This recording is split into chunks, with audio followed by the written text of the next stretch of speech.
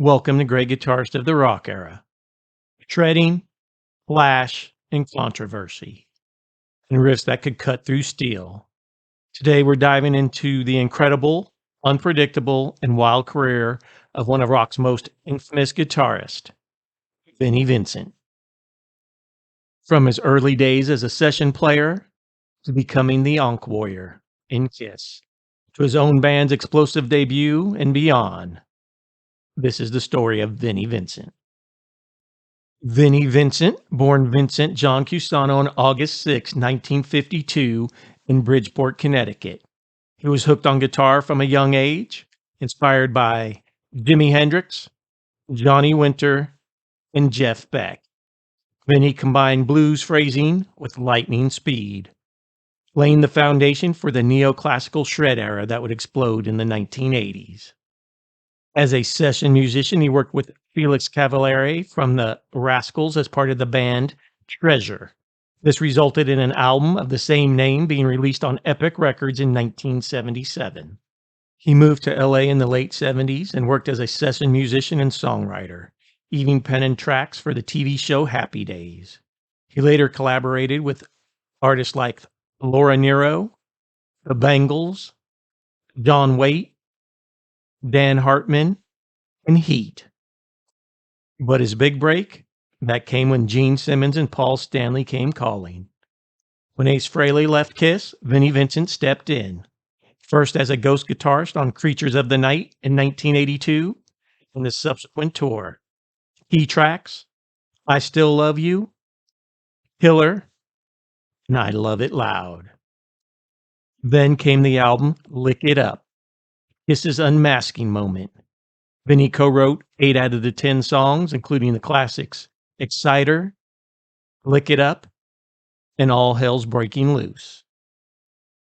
Vinnie's style brought a new ferocity, but his onstage battles with Gene and Paul over solos and improvisation made his time short-lived. By 1984, Vincent parted ways with Kiss, but his legend was only beginning. With Kiss behind him, Vinnie formed his own group, the Vinnie Vincent Invasion, think shred on steroids, and glam metal turned up to 11. The debut album, Vinnie Vincent Invasion, was released in 1986. Key tracks, Boys Are Gonna Rock, Shoot You Full of Love, and Animal. The album featured Robert Fleischman on vocals, although he was replaced by Mark Slaughter by the time the album was released. In 1988, All Systems Go was released. Key tracks, Love Kills, which was featured on A Nightmare on Elm Street 4, Ashes to Ashes, and That Time of Year. This record cemented Vinnie's place in shred history. Behind the scenes, tensions with his bandmates were rising.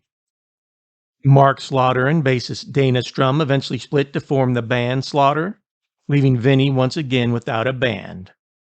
I've recently purchased the 2 Vinnie Vincent Invasion CDs, and I'll do a review of them both at some point. In the early 90s, Vinnie recorded demos and released a 4-track EP, Euphoria, in 1996. It was meant as a preview of a forthcoming album, Guitarmageddon. Though never officially released, bootlegs circulated, adding to his mystique. The tracks are a mix of hyperspeed shredding, neoclassical instrumentals, and unreleased vocal tracks.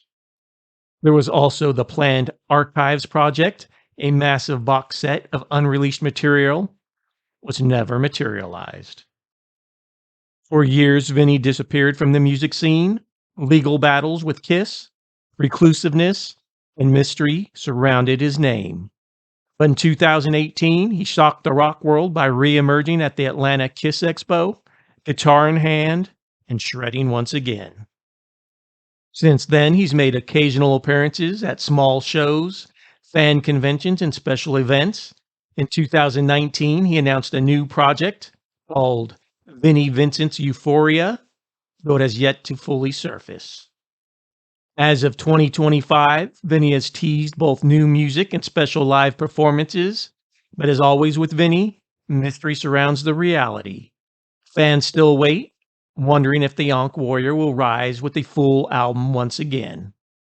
Vinnie Vincent is the ultimate enigma of rock, a shredder beyond compare, a songwriter who fueled Kiss's 80s revival, and a musician who walked away from fame, only to return when no one expected. Love him or hate him, you can't deny his impact. Let me know in the comments what's your favorite Vinnie Vincent solo or song, and should he release that long lost music. Hit that subscribe button for more legendary breakdowns right here on Great Guitarist of the Rock Era.